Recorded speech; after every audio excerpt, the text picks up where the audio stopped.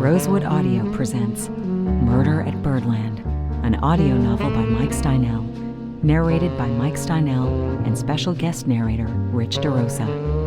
Murder at Birdland is a work of fiction, loosely inspired by the lives and experiences of jazz musicians in the late 1940s who performed in and around 52nd Street in New York City. All names, places, and incidents depicted in this novel are products of the author's imagination. Any resemblance to actual persons, living or dead, or to real events is purely coincidental.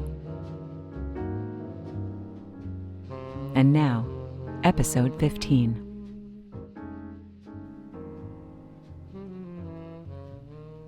Chapter 30. The 18th Precinct. The interrogation room at the 18th Precinct was larger than Martin expected. Its size was exaggerated by the fact that it contained nothing more than a large table and 3 metal chairs. The harsh glare from the fluorescent light that hung from the ceiling illuminated the table and little else, and the walls, which remained in shadow, were painted gray, or rather, at one time had been painted gray, and now were patches of white plaster and chipped gray paint. The door to the hallway was windowless. On one wall hung a small mirror. Martin assumed it was a two-way mirror, and he wondered who might be watching from the other side.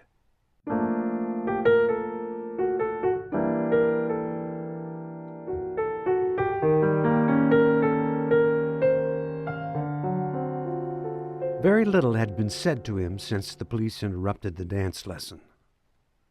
The knock at the door had been violent, but the subsequent interaction was, for the most part, polite.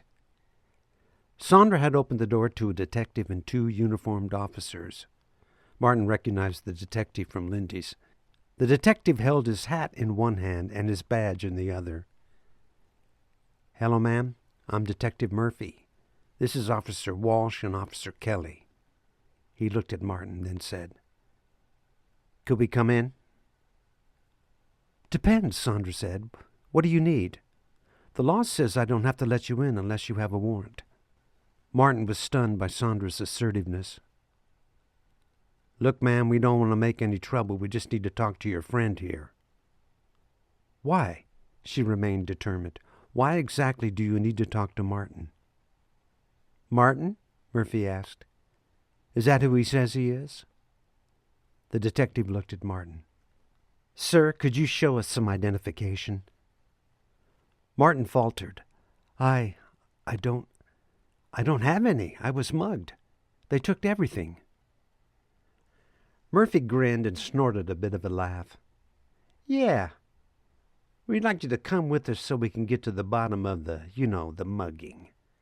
There was sarcasm in the way he said the mugging. "Did you find my coat?" Martin asked quickly.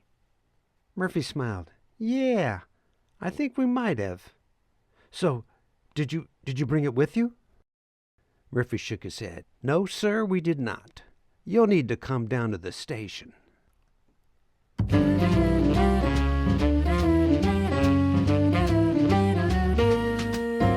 In the squad car, Martin rode in the back with Murphy, peppering the detective with questions.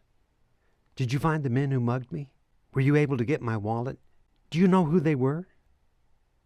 Each time Murphy nodded and replied, "At the station.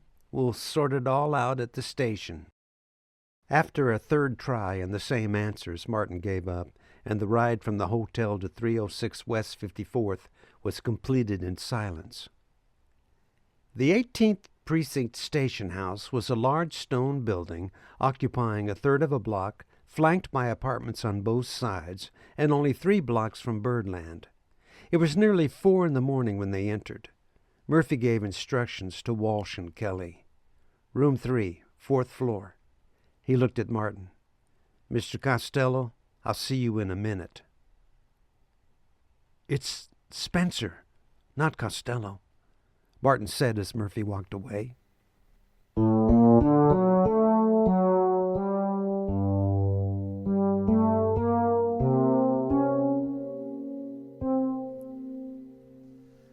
Martin was left in the room for what felt like an hour, maybe more, maybe less. He was hoping to get his watches back soon. Finally, Murphy entered with Walsh, Kelly, and a fourth man in a brown suit. Walsh carried 2 large paper bags. He set them down and began emptying their contents onto the table. The coat came out first, then the wallet, then the Fuji camera, and at last the styrofoam sleeve. Martin's heart jumped when he saw it. For the first time in 4 days, it seemed he wouldn't be stuck in 1949 after all. He stood and reached for the sleeve. "Hold on there," Murphy warned. "My friend has some questions for you. This is Agent Crockett, FBI." "FBI?" Martin stammered. Why would the FBI want to ask me questions?" Crockett sat and removed the photos from the sleeve, spreading them out in front of Martin.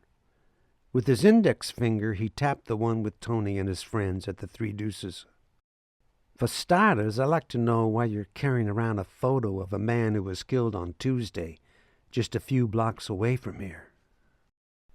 It's complicated," Martin said. I can't really explain it." Crockett leaned forward. "Look, Mr. Costello, you better start explaining, or you're looking at a murder charge, or accessory to murder." "Murder? No. Costello? No, my name's not Costello. My name is Martin Spencer." "Well, you know, Mr. Costello, that's an interesting thing. In this wallet here," he pointed to it. "It's your wallet, correct?" Martin nodded. Crockett slowly unfolded the wallet. "This driver's license, for instance. It's got your picture on it. It's a Kansas driver's license. It says you were born on," he squinted. "Am I looking at this right? Your birthday is May 12, 1950? That seems strange to me. Does that seem strange to you, Mr. Costello?" "Look, I keep telling you, my name's not Costello. You got me wrong. I'm Martin Spencer." "Yeah, you're Martin Spencer, born in 1950. He turned to Murphy and laughed. Murphy joined in, then Walsh and Kelly. It was good policy to laugh with the FBI. Crockett frowned, closed his eyes for a moment, and shook his head. "No." The laughter stopped. He repeated himself. No, I believe your real name is Edward Costello." He glared at Martin, reached behind him, and asked, "Detective, give me that folder." Then added, "Please." Murphy handed him a manila folder. Crockett removed an 8x10 photo and slid it across the table. "This is you, isn't it, Mr. Costello?"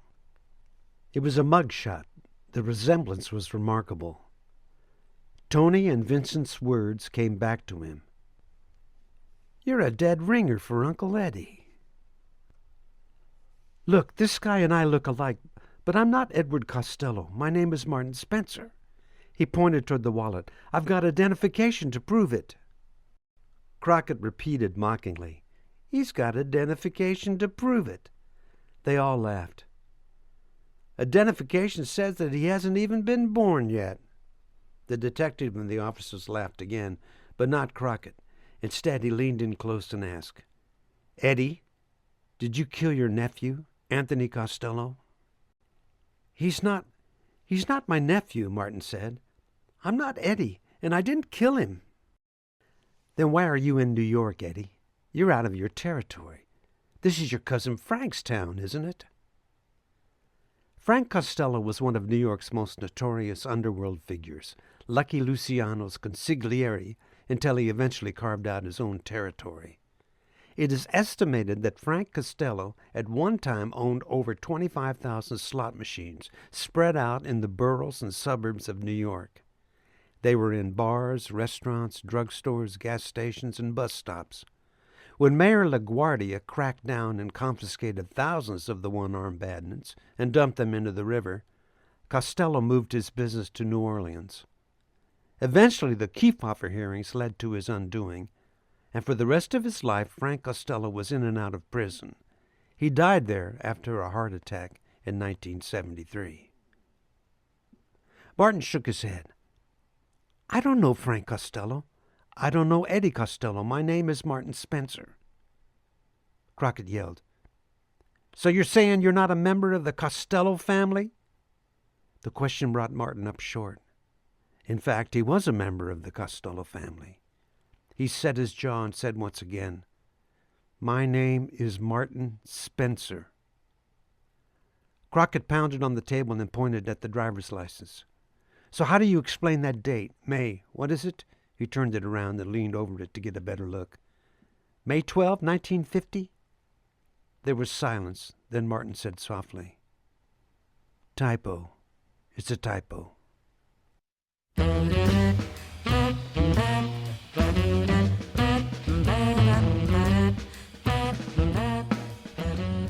At 8 in the morning, the agent, the detective, and the uniformed men left. Martin put his head on the table and slept. The dream reappeared. The tune was more complete. He woke and pulled the sheet of staff paper out of his jacket pocket. He looked around for the empty room for a pencil, without luck. At 10, Walsh and Kelly entered and took Martin to his cell. You're going to lock me up?" "We're just going to hold you for a while," Walsh said. "On what charge?" Martin demanded.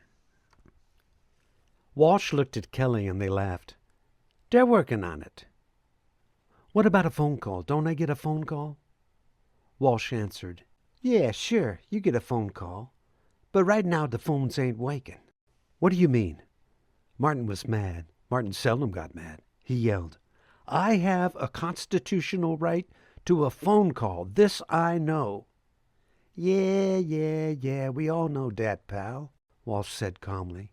"But the phones ain't waking." Then slightly louder, "The phones ain't waking. You got that?"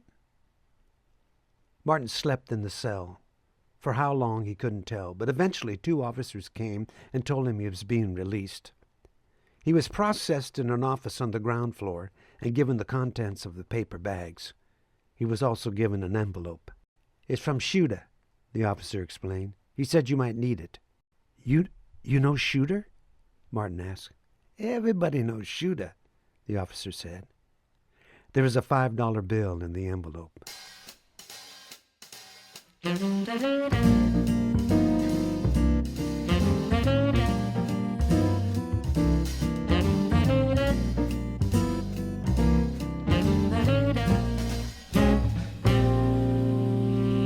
Chapter 31. Shooter Intervenes.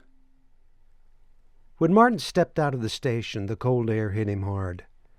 There was quite a bit of foot traffic, so he moved up against the building out of the wind and began to get organized. He took off the coat that was a little too big and put on his own from the bag. He held the camera in his hand. It was warm. "There's a print still inside. It's the one I took just before I got mugged." He put the camera in his pocket. It took a minute to sort out the watches. Once he did, he determined that it was November 12 and 4:30 p.m. He felt lightheaded. He wanted to eat, but first he had to think things through. He now had the sleeve with all the photos and the camera. He was unstuck, but the realization offered no relief, only confusion. He had resigned himself to staying in 1949, playing nightly at Roseland, being Sondra's coach, and possibly more. He thought of the dance lesson. He had almost forgotten why he had come to 52nd Street in the first place. He was unstuck. But now it was too late. Tony was dead. His stomach growled. "Come on, Martin, get it together, make a plan. Think about your options." He could use the photo of 2001 and start over. "No, Sondra won't know you, not like she does now. Maybe there's no mugging, hospital, or fake fire." There was the photo of Tony with Bird. "No, I'm sitting at the bar when that happens. There'll be 2 of me then." He remembered Denise, the good neighbor. Out loud he said, "Too hungry to think. Need to eat." He started walking toward the 21 Club. At the corner he stopped and stared at the line of jockeys on the balcony. He had the $5 from Shooter. Would it be enough for a meal at 21 in 1949? He had no idea. From down the street he heard his name. "Martin! Martin!" It was Sondra. When she reached him, she wrapped her arms around him and spoke all at once. Martin, I was so worried about you. I went to the police station just after they took you away. I stayed for a while, but when they said they had put you in a cell, I didn't know what to do. I called Shooter. He's got contacts with the guys on the beat. He said that you were being questioned about the murder at Birdland on Tuesday. They think you're Eddie Costello, one of the Costello family. She clung to him. Martin, I was so worried. She rested her head on his chest and sighed in relief. She pushed him back a bit and looked up at him. Martin, are you mixed up with that murder? Sondra, no, I didn't. I didn't have anything to do with that. The Costello thing is complicated. I am sort of related. Her eyes widened. You're related to the Costellos? Martin, that family is notorious. Frank Costello worked for Lucky Luciano. They're killers. She stepped back. You need to tell me what's going on. Are you related to the man that was murdered? Sondra, I really can't explain it. Try, she said defiantly. Let's go somewhere, Lindemann's, have some coffee. Or let's go to the apartment. It's a long story. It's kind of crazy, I think. No, Martin, we're not going anywhere. You're going to start explaining right here, right now. Martin, I like you a lot, but I'm not sure who you really are. Sondra. Martin turned toward the club. The doorman was staring at them. I can't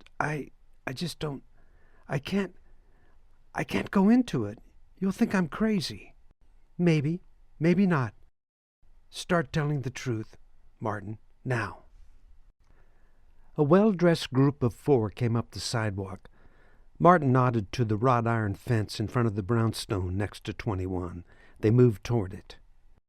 Okay, he said, here's the truth. I am related to the man that was murdered. He's my father. Oh, Martin.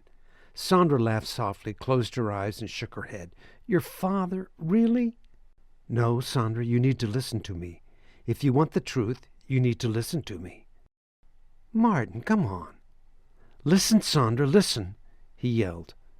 A couple walked by staring at him for a moment, then went on. He lowered his voice. He spoke quickly. I was born in 1950. I am a clinical psychologist, and I live in Topeka, Kansas. At my father's funeral, I learned that my biological father was Tony Martin, a jazz trumpeter from Kansas City. That was his stage name. His real name was Anthony Costello. He's the man that was killed at Birdland on Tuesday. Sondra blinked and frowned. 1950, that doesn't... Martin continued, his voice even softer. I have the ability... He stopped, thinking of how to phrase it. I can travel... He stopped again. This time his voice was louder. He pulled the styrofoam sleeve from his pocket. If I have a photo from an earlier time, I can travel back to that time. If I stand in the same spot, I have to be in the same spot where the photograph was taken. Sondra backed away. He moved toward her. I know, it's crazy. But I can loop back. It's not just me, there are others. He shook his head as he corrected himself. At least one other, a patient of mine. His name is... Sondra had continued to back away from him. There was fear on her face. She stopped suddenly and made a slight lunge in Martin's direction. She'd put her hands in front of her. Stop! It stunned him. Sondra, I'm sorry. I don't want to scare you. Too late, Martin. Too late. She pointed her index finger at him. Don't follow me. Don't come back to the apartment. Don't come to the club. Ever again. I don't want to ever see you again. She turned and walked away. Sondra, he said softly, watching her go. He was confused, tired, weak, and hungry. He said softly, Lindemann's.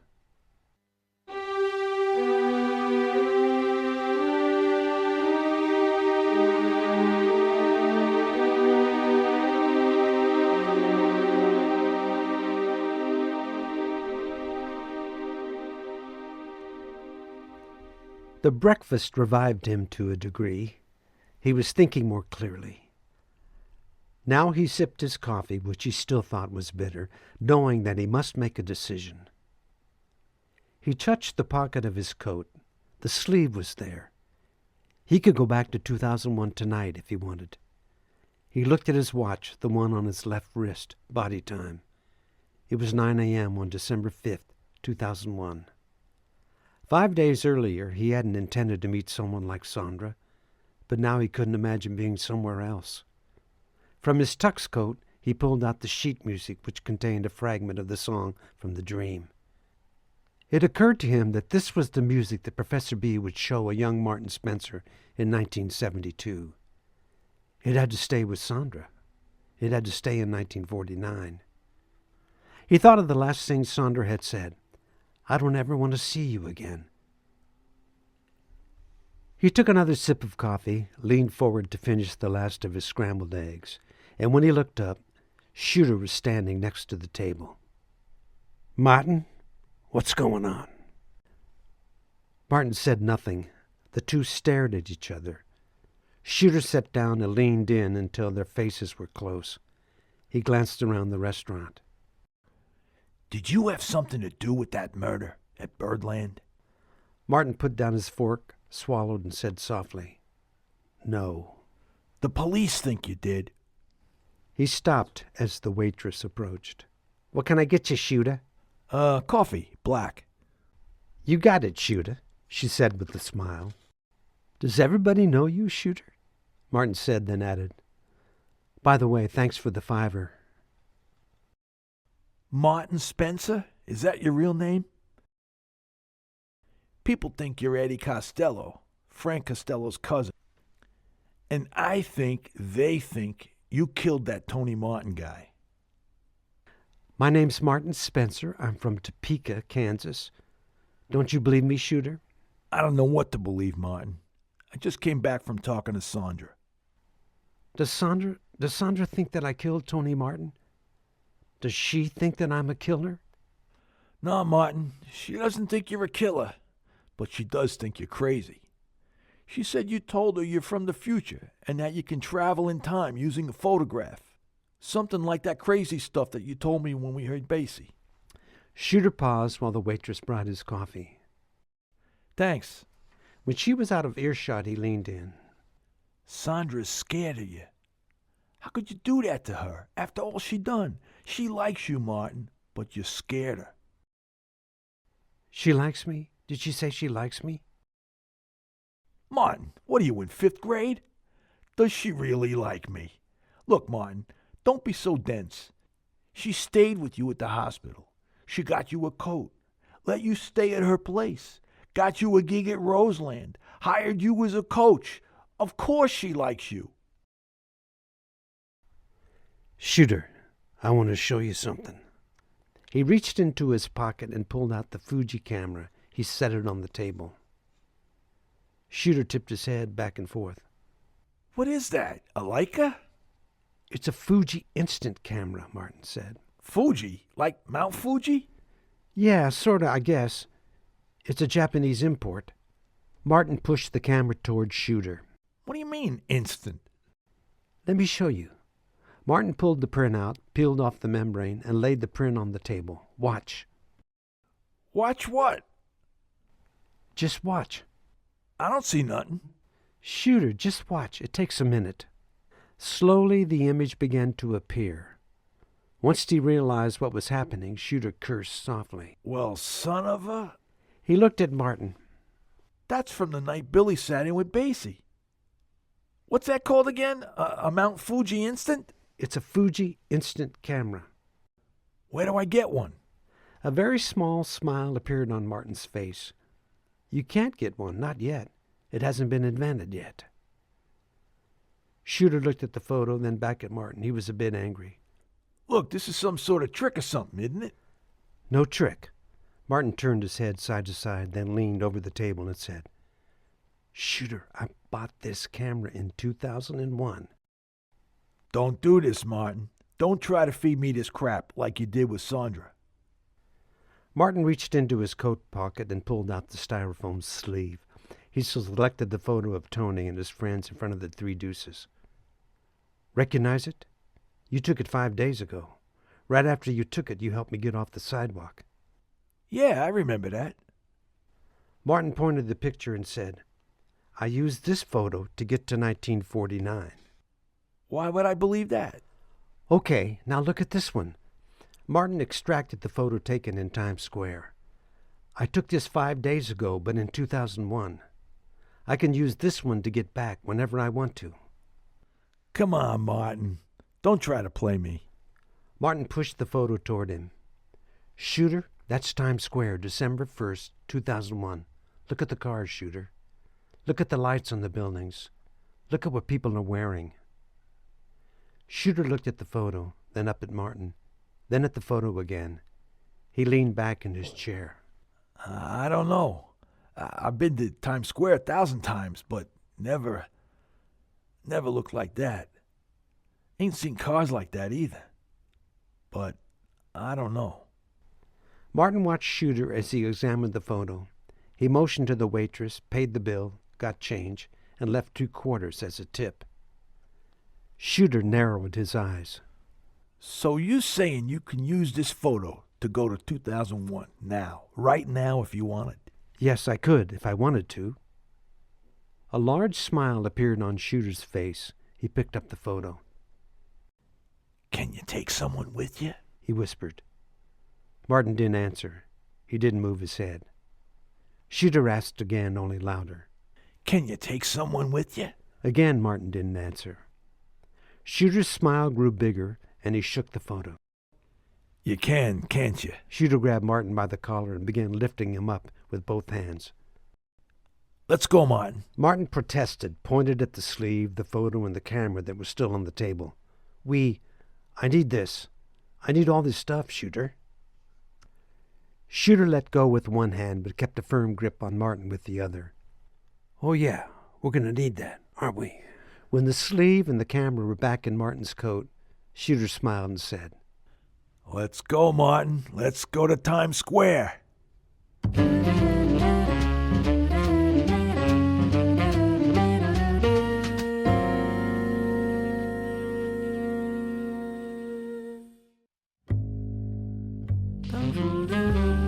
You've been listening to Murder at Birdland, an audio novel.